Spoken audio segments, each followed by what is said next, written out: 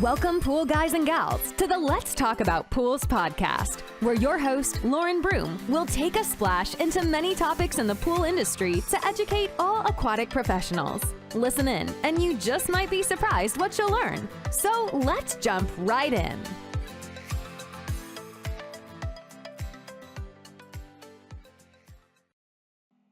Welcome, everybody, today to the Let's Talk About Pools podcast. And on season 4, episode 64, I spoke with Bill Hamilton. He has been in the pool industry for over 40 years, and this was an awesome conversation. He's recently retired from running all the aquatics at Universal's Volcano Bay in Orlando, Florida for many years. And before that, he ran Aquatics at Wet 'n Wild, which was eventually acquired by Universal, which then they closed Wet 'n Wild when they opened Volcano Bay. And he's also worked for pool contractors, from builders to subs and the whole 9 yards. And this is an excellent conversation about pool equipment, water chemistry, the changes from the past to now. And it was just a fun conversation that we had together. And I hope that my listeners enjoy it as much as I did. And I want to say thank you to my strategic podcast sponsor for the past 4 years, Skimmer. Thank you very much for giving this medium of free education in an easy way to the pool pro so they can continue to learn about other topics in the pool industry and hearing what other people are doing in the industry as well. So want to take a few moments with my podcast sponsor, with Skimmer here, and then we'll get right in and jump right in with Bill Hamilton on this interview that I had with him, which was wonderful. You guys will enjoy this one. This episode is brought to you by Skimmer. Running a pool service business? Skimmer has your back. As the most trusted pool service software in North America, Skimmer helps you save time, boost revenue, and deliver top-notch customer service. With easy-to-use tools and unmatched live support, Skimmer is the partner you need for growth. Join the 30,000 plus pool pros upgrading their business. Visit getskimmer.com/Lauren Broom to try Skimmer for free for 30 days. Welcome, everybody, today to Let's Talk About Pools podcast. And on my podcast today, I have the great honor of interviewing Bill Hamilton. He's got 46 years in the pool industry, guys. So we're counting. Yeah, going on 47, right?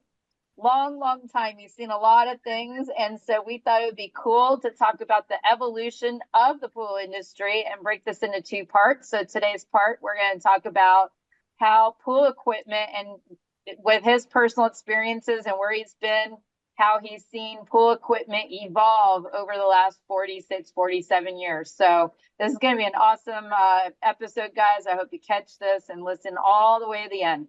But let's let Bill introduce himself and tell us a little bit about him in case other people in the industry don't know who you are and what your background is. Tell everybody who you are, Bill. Well, hello, everybody, and welcome. And thank you for that, Lauren. My name is Bill Hamilton. Everybody calls me Billy because I started in 76 right out of high school. So yes, I was a Billy. So I guess I still am Billy. Everybody calls me Billy. And very seldom will someone call me Bill. But that's fine. But I started in 76 in the pool industry, a residential industry, and worked my way through residential, commercial, finally water parks. And I've spent 42 years in the water park industry. 42 years of illustrious love for the water park industry. I cannot begin to tell you how much I love the water park industry. To see things on that scale compared to my days back in the residential industry. But a lot of my success in the water park industry was because I was brought up in the residential industry. So, you see a small pool being built. I worked for the largest pool builder in the country at the time.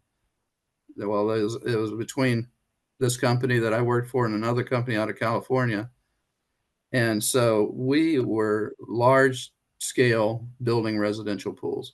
So I got to cut my teeth on building pools, and I thought it was the coolest thing I'd ever seen in my life.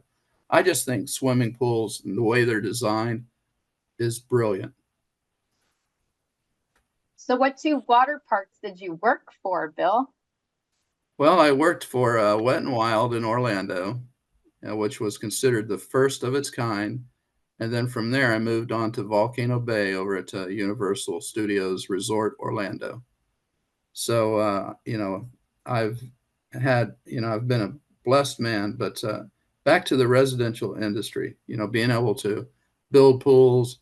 And what I was saying is, I think the design and the build of a swimming pool is just brilliant. The way that it's designed, it's amazing. A lot of people just, they jump in and swim in this thing. They don't realize the brilliance behind how they're designed. But you look at it, a pump, just a simple pump alone, and what a pump does, and the way it sucks and discharges.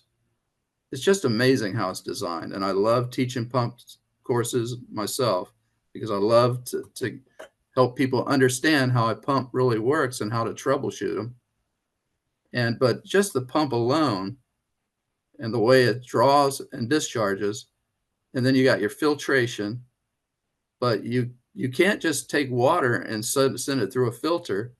You've got to have chemistry, proper chemistry for this to work, all this to work. You have to have proper chemistry. You have to have the breakdown of material so that the filter brings it in without overloading. If you don't have proper chemistry, your filter is going to let you know about it. But the way a pool is designed, you look at the step down system. I call it a step down. You look at your skimmers and your main drains. So they have openings in them, right? They're just big enough for a certain size debris to go through and to keep a certain size out. So a certain size of debris can make it through those grates, through the course of the grate of the skimmer and the drain. Now you got another stop, and that's your hair and lint trap. That's your pump. We're talking about pumps. So now you have another stop. So that any material that is big enough to pass through your drain grates and your skimmers, right? More and more stop before the filter. And then like I said, this is a step down process. And then it stops at the hair and lint trap at a pump. Brilliant, huh? Anything small enough to make it through there, to make it through your impeller without clogging your impeller, makes it to the filter. Tell me that's just not brilliant. The step down system, now that's your suction, and then you got your discharge. So with the discharge, you got to have proper discharge. Wall returns, floor returns in commercial pools. Proper discharge is what's going to help you maintain cleanliness, help you with algae control. So this cycle, this suction, discharge, filtration, discharge, I just think this is brilliant. I just think it's brilliant. I just really do. And I loved it. I've always loved it. Ever since I was a teenage kid, I thought this was the coolest thing that I've ever seen in my life. And I was so thrilled to be a part of this process and watching it being built. And then you have other features that you can add. Like you've got your chlorine system for your feeders. You got heaters. You've got, well, the company I work for, we had features that really helped me a lot with plumbing through the rest of my career. We had something called living water, where at night you could have your pool light on. Back then, we didn't have lights that change colors. They had plastic lenses that you put on the light. I'm dating myself now. That was back in the day. So you snapped on a colored lens. Red made the water look like blood, but blue is really pretty. But we had what we called living water, where in the cement, in your gunite of the pool was this orifice. It was this little opening at the bottom of the pool. And in the tile line, this orifice would draw air through this tube that was coming out of the tile line. So you could hear it sucking the air, and what it would do is throw it up into the pool. And at night, it was beautiful. And we called it living water. And so you had these colored lenses on, and then you had these beautiful bubbles coming in. It just looked really cool. And then another feature we had our own cleaning system, our own pool cleaning system with valving techniques of suction and discharge. We had these, we called them clean sweeps. They would come down into the pool and they would sweep, and hopefully, because of the shape and contour and design of the pool, all the debris would end up going down into the main drain. But with the valving system, we could sit there and set our valves to where the sweeps would suck back into the wall. So we could just discharge them to clean the pool. But what's really cool about that, and no one else that I recall was doing anything like that, because this was just above and beyond just, Does that, how far back does that go, Bill, with that system you're talking about? back in 76. Wow. And I don't recall anybody doing anything like that other than us. But what was really cool is learning how to repair that stuff. I got so good with a jackhammer, I swear I could pick my teeth without chipping it. That's how good I get with a jackhammer. So But let's take you back a little bit. So what was the pool equipment like when you started in 76 compared to where we were later in the 80s, 90s, and then, 2000s and where we are now? Let's talk about how the pool equipment has evolved from when you entered to where you are still involved in the industry now, 46 years later. well, sand filters back in the residential industry back then in the 70s, mid sand was very popular. Sand filters, then diatomaceous earth, DE filters, they became pretty popular. But over the years, I started seeing the involvement of cartridge filters for the residential industry, like huge. Oh my gosh. I think you'll see more cartridge out there now in this day and age than you do anything else in someone's backyard. I can agree with that. But they work, they filter well, and they're easy to clean, easy to care for. You don't use a whole lot of water. You don't have to worry about the DE, the dust, although I know what I'm partial to because I'm a micron guy. I like what traps the best, right? That's just me. But they're easy, and that's what you see most of right now. But that was one of the, when it comes to filtration. Pumps, these days, back in that time, you never seen any variable frequency speed drives or two-speed pumps. You never seen that. Now it's a requirement. That is cool. So I love the way that that's come of age. And I love variable frequency speed drives. And when I do courses, people ask me, well, I'm not very familiar with that. What's that like? And I said, it's like you got a gas pedal on your pump. So I'm idling right now, right? Just with a few buttons, I'm going to give it some more fuel. Okay, we're picking up speed. So I love VFDs. So the way that that's come of age is just great. But, like I said, I cut my teeth on residential, and I'm thankful I did because, you learn a lot about repair and maintenance because it was, you're pressure testing these brand new pools. I remember going out and pressure testing them. Contractors would do their plumbing, and before we could take a step further, had to go out there and put a pressure test on them, pump it up, with water, 30 psi, cap off every line, pump it up to 30 psi, and you wanted to make sure it held steady. Your heart would skip a beat when you started seeing that needle coming down because you're like, oh man, I'm out here. I'm going to have to repair this.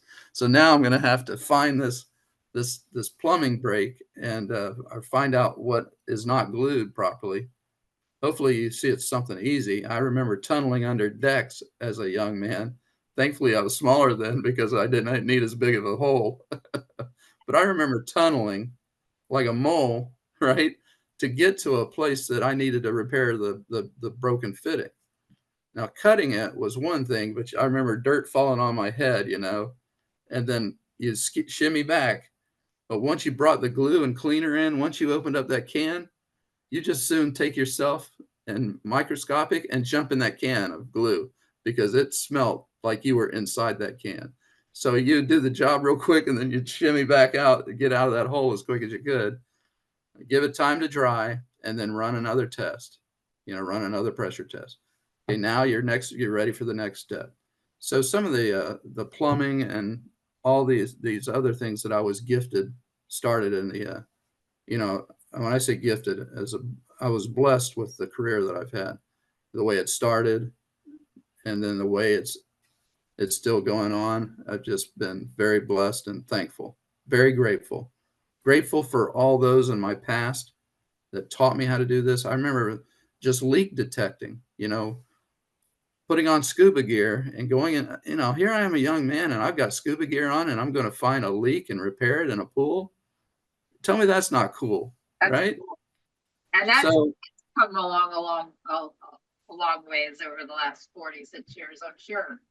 well, I still do it the same way. I take a syringe, right? And you take a dye, like a food coloring. And you've got to do this very careful. You can't rush this. And you go to anything that penetrates a pool shell.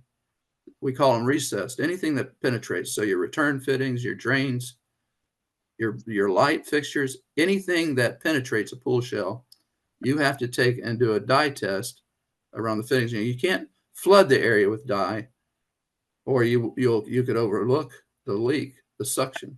Yeah, I'll just see if So it's you barely squeeze that dye out of that syringe, and you'll see it. It looks like a little stream of, if you found the leak, this little stream of red or green, whatever color you use, and it looks like a hair, and it goes right in the hole. And then we have these wonderful items that's set up in all of our pool putties in the industry that sets up perfectly underwater.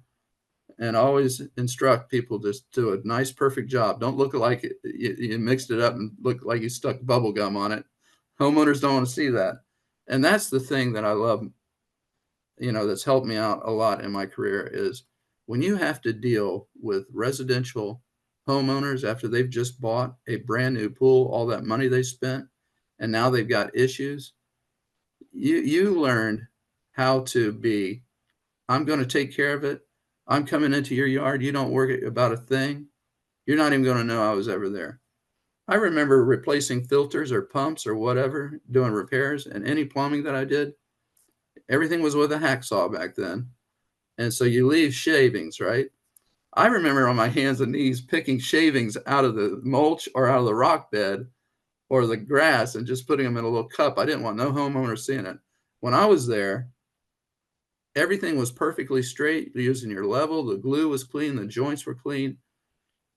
I learned that that's how you had to conduct business. And I did that for the rest of my career. On large scale, I did that, even in the water park industry. And I taught, and I still teach to this day, still teach how to properly do these things. So I give a lot of my success to those early years in the residential industry. So how have like chlorine feeders, acid feeders, we've got ORP controllers that will control the feeders. Let's talk about how that and the equipment has evolved over from the 70s to now. Well, after back in the day when I was so busy in this residential industry. Now I was interested in commercial pools. I thought it was cool, if you had a repair or something at a commercial pool, wanted to do more of that. Wanted that because that's large scale. And also back then, you knew if you moved up from residential to commercial, you also moved up with your wallet, your income, right? So you become a commodity. You see people at distributorships, and they're like, "Hey, I see you here all the time. Hey, are you interested in maybe moving up to another position?" It's like people get to know you and know your name, and then you become wanted. It was the coolest thing as a young man to become popular and wanted, and you're like, let me think about that. Next thing you do, you end up moving on.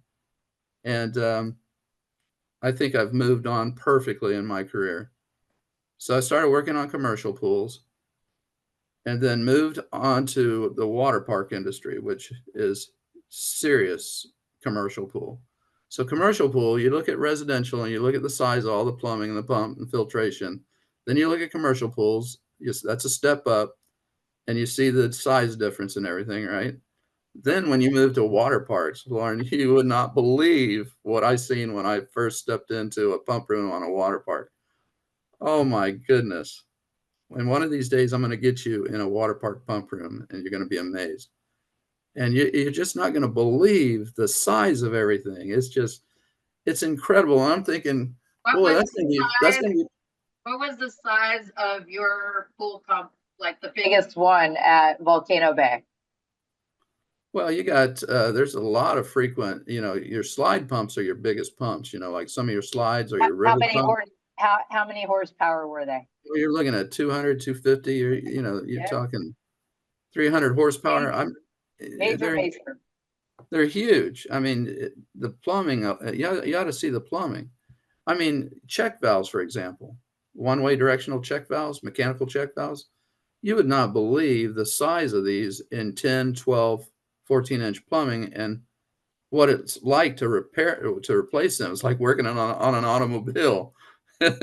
So it's really fascinating to see this stuff. But it was so cool to move up from my commercial industry to the water park industry.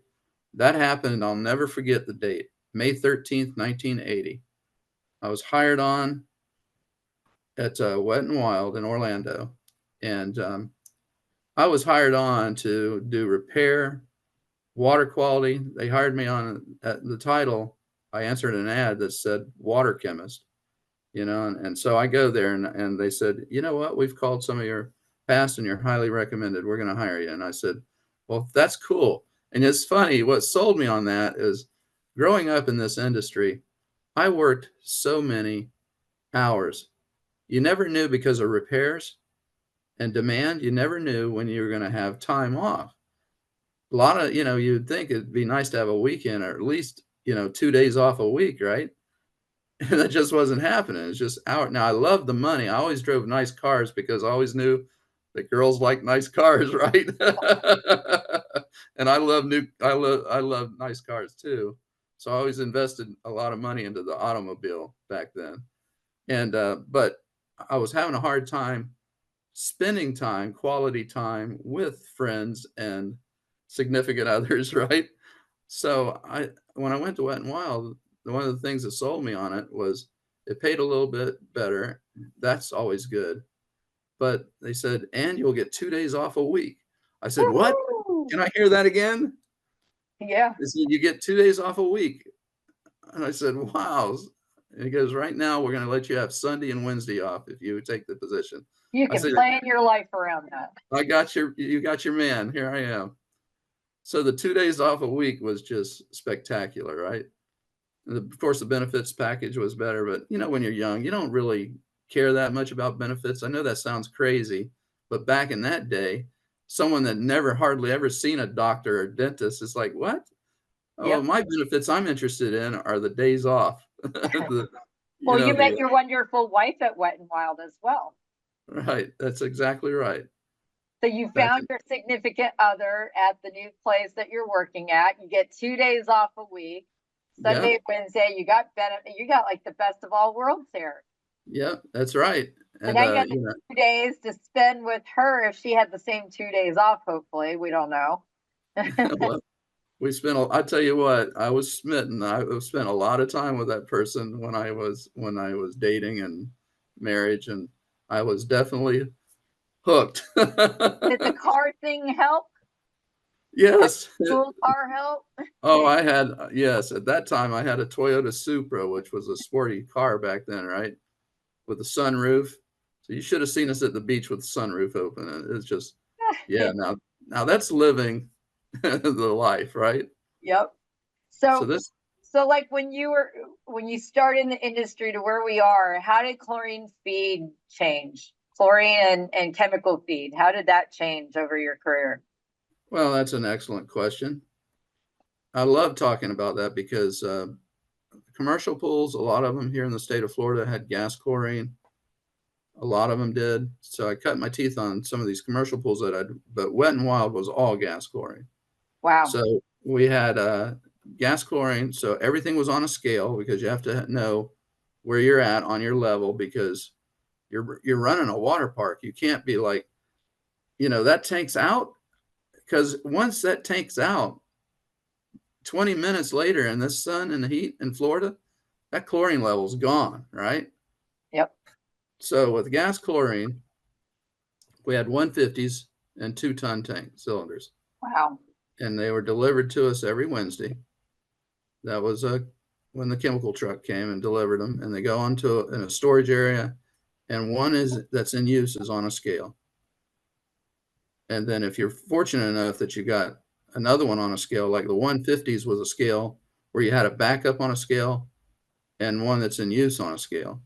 So you could see the weight of it. And as you're using your product, you'd see the weight come down, and then you would go ahead and change out to the other one. And then it was a switch out system. We had a great system. So with gas chlorine, I talked to you about this before, is when it's introduced into your plumbing at discharge, heading towards your pool, gas chlorine turns into hydrochloric acid.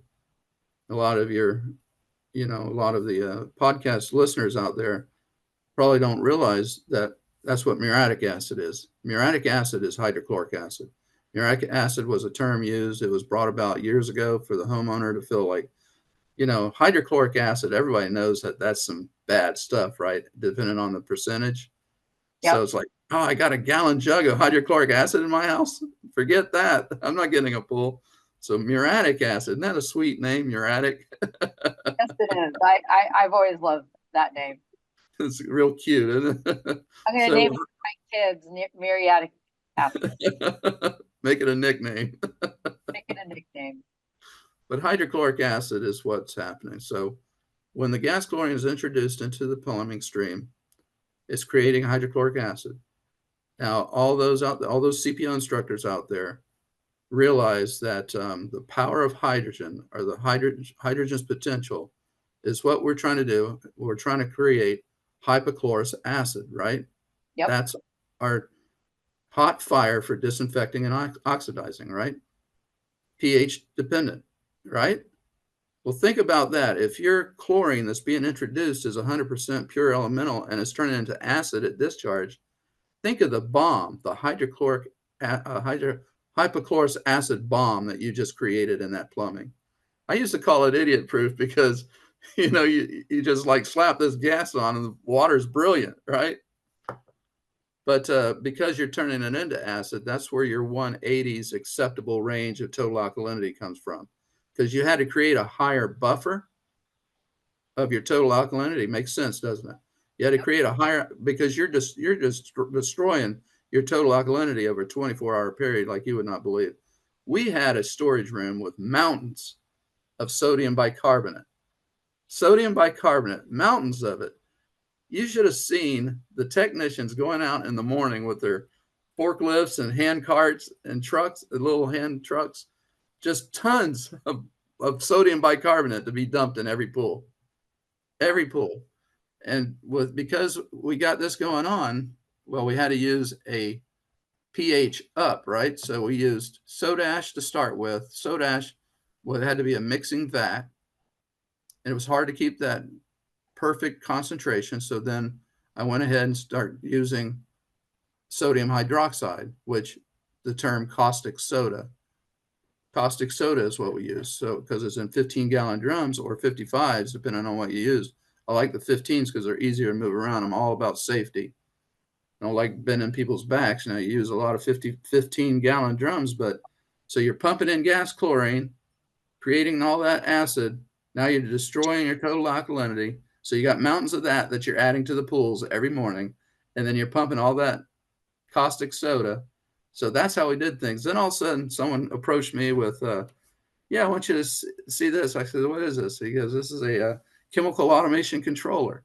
I said, "I don't need controller. I do that. I'm the controller." So back in the day, you did everything with your fingertips. You judged your weather, you judged your bather load, the time of the year, and you'd go and you'd test your water. You'd be like, okay, here's where I'm at. So I use my fingertips to adjust everything, real fine tune everything, right? That's how we did everything, was by fingertips, by judging our test kits and then doing everything with your hands. You even had a nighttime setting. Park is closed, right? Now at night, you turn down the gas chlorine all the way down to where you're just on your rotometer, where you're barely feeding, just enough to where at night you're giving it you're killing and destroying any combined, right? And you're not going to be left with anything over 10, 15 parts per million. So that took trial and error. Same thing. Every day we did this. Back in the day when I ran this facility, I didn't want anybody else touching this water. Now, on my Wednesdays and Sundays when I was off, I trusted one person who was one of the maintenance technicians, and he did a real good job, and because I'd know when I came in the next day where my settings were and everything. But yeah, if your technician, whoever closes that afternoon, if he did not set that rotometer down where it was supposed to be with that gas chlorine, remember, it turns into acid, right? So if you're feeding 30, 40 parts per million of gas chlorine because someone left it on the wrong setting, it was still on a daytime setting, I seen the colors of metals because of this. I got to understand the colors of metals. Anything that was in metal in that pool, I got to see the color of it. I walked in one morning to a pool, right? Or walked in, and one of the technicians came up to me and he goes, you might not want to go. He goes, you might not want to see the Raging Rapids. I said, why is that? He says, because the water looks like grape juice. I said, what? He says, it's purple. I said, you got what? So I walk over there. Sure enough, it looked like Welch's. And so I knew right away what had happened. We had a pool full of serious acidic water because that chlorine, that gas chlorine was left all night. So that low level acidic, 0 on the pH scale, right? Yep. Over that period of time at night, took that very good 316 stainless steel main drain grates, right? And emitted this purple color. So I took care of that. We got I got that ride open in time. Then I seen another pool where someone did that. Not as much stainless in this pool though. And it turned into like a hazy gray. It didn't quite turn purple. I've seen colors with brass, copper. I've seen every color that metal will emit because of these mistakes. So, there you are learning, right?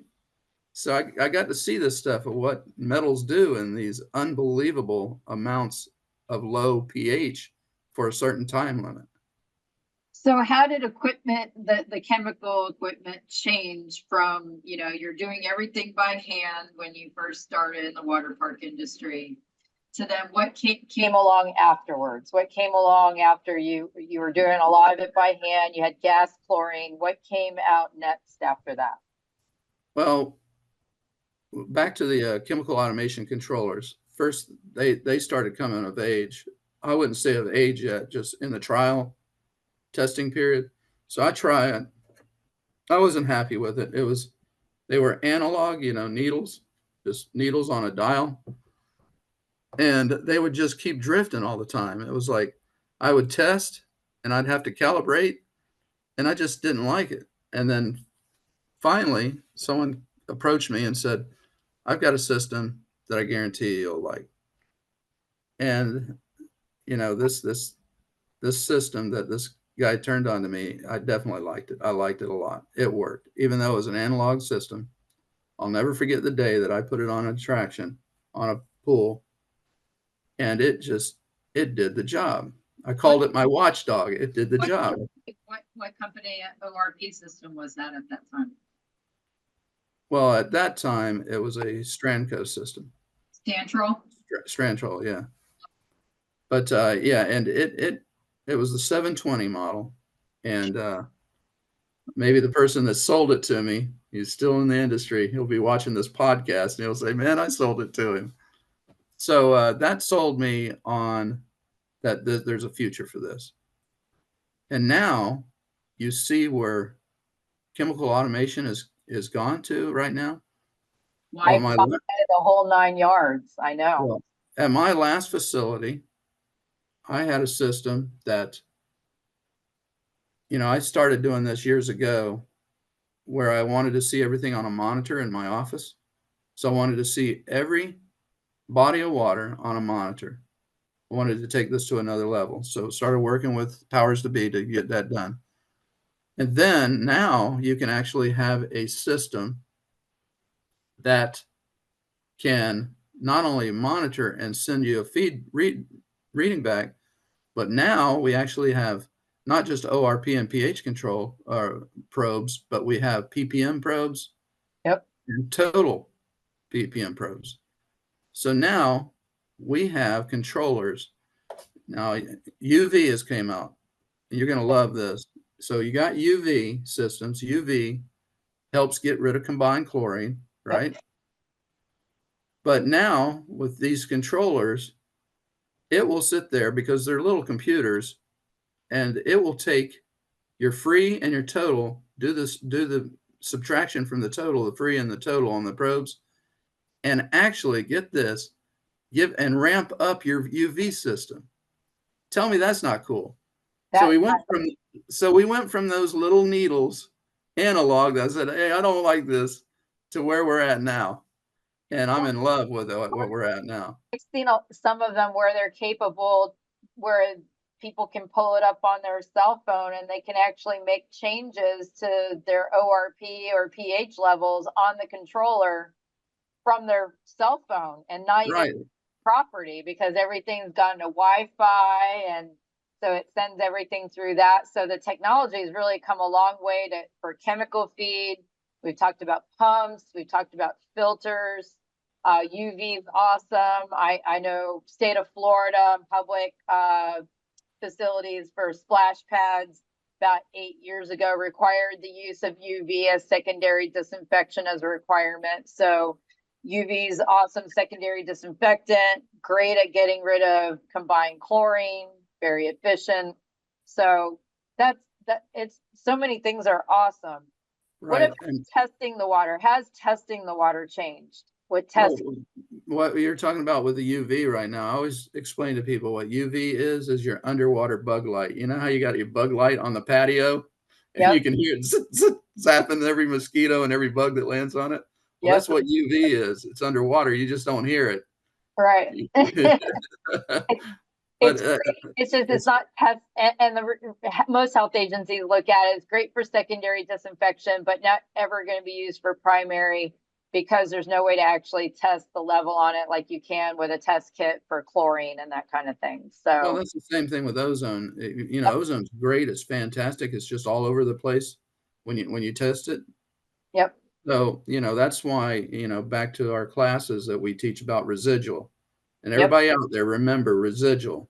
What's the word? Residual. Which That's is a why, concentration, and that's what your parts per million is when you're testing on your pool test kit. You're testing that residual that's long lasting in the water. So UV and ozone basically disinfect at the unit or just after the unit, but it's not long lasting in the water, whereas chlorine is, and goes to the pool and continues through and then back to the equipment again. right. Well, you know, back to the UV, that's another one of those things that's evolved. I remember when no one even thought of using UV on a system. Yep. It's Yeah. the technology's come a long way, and the Thank knowledge God. industry has come a long way. It's really neat. And I know our next part, we're going to talk about a different podcast episode under this evolution of the pool industry. We're actually going to hit pool water chemistry and how the knowledge that we have and how we're testing and everything. We're going to talk about that in a two-parter. So this was pool equipment. Next one, we'll talk about pool water chemistry, how we test the water and that kind of thing, and how that's evolved over time. So is there anything else you want to add for the listeners about the evolution of the pool equipment over the years? Well, everybody that's out there working on what you're working on, always remember where you came from and where you're going to go, because this is a science-based industry and things are going to keep evolving. So please, in this profession, keep evolving with your equipment. That's one thing I got to add. And keep I'm taking so keep taking education. You got to keep learning, because there's always something new to learn, right, Phil? That's exactly right. Stay ahead of the learning curve. And you got me so excited now when you said water chemistry. Doggone it. I got to wait for that. Yeah, we're gonna wait. We'll record that, and it'll be an exciting second parter to having Bill Hamilton on the podcast. And I just want to say thank you for your experience. Can you tell everybody where they can find you? Because I know you're retired. You retired from the water park industry, but you're still heavily involved in the pool industry, and you're doing a lot of education now. And you are a CPO, PHTA CPO instructor. Can you tell everybody where they can find you on the internet? Well, sure, I'd be glad to. So anyway, I'm a consultant. I'm never ever going to stop doing what I do. I always tell people I love this industry so much that I'll be doing this until my last breath. And that's the honest to God truth. Hopefully that's not for a long time, but I just love what I do. And you can find me at allaquatics@aol.com. Awesome. So, And he so teaches CPO classes, guys. He teaches his own. So check him out for CPO classes. Look at his schedule, please. He has so much to give you from his experience when he's teaching these classes. So please check him out and go to his website, allaquatics.com. well, yeah, allaquaticsfl.com, or you can find Bill Hamilton and Associates. That's easy to remember. Bill Hamilton Associates. There we go. So he's got his classes will be posted on his schedule there. He teaches CPO. But if you need consulting for your water park anywhere in the country, please give him a call. He's got probably the most experience out there. He was in the World Water Park Hall of Fame and was inducted, a few years ago? In October of 22, yes. There we go, a couple of years ago. So please reach out to him.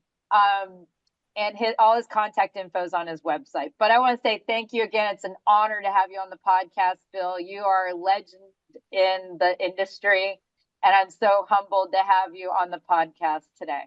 Thank you so much, Lauren. Thank you. I really appreciate it. I can't thank you enough, and I'm looking forward to the next one. I am too. Thanks for diving in today with the Let's Talk About Pools podcast. Be sure to follow us on our YouTube channel or our Facebook page. And feel free to rate, subscribe, and leave a review wherever you listen to your podcasts so more aquatic professionals like you can learn about the show. We appreciate it, and we'll catch you in the next episode of the Let's Talk About Pools podcast.